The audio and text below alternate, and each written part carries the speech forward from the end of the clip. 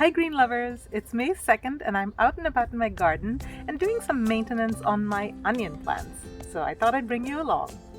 So it's early May and I planted these onions for bulbs in the middle of January from starts. I've got a video, I can put a link to it in the description. But what I wanted to show you was that the onions are starting to bulb, at least some of them are. And what you need to do when they are at this stage is you need to give it some help. So kind of just, remove some of the soil around it.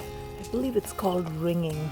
But yeah, so this will really help the onions develop bigger bulbs. Now you also want to fertilize with some kind of phosphorus rich fertilizer because that will help with the bulbing as well.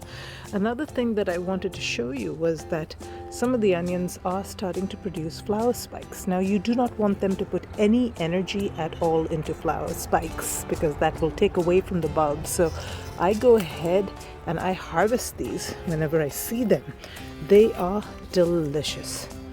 So do not waste them, do not throw them away. Eat them, they taste like green onions. I just love my onion patch. Until next time, live green and love your greens.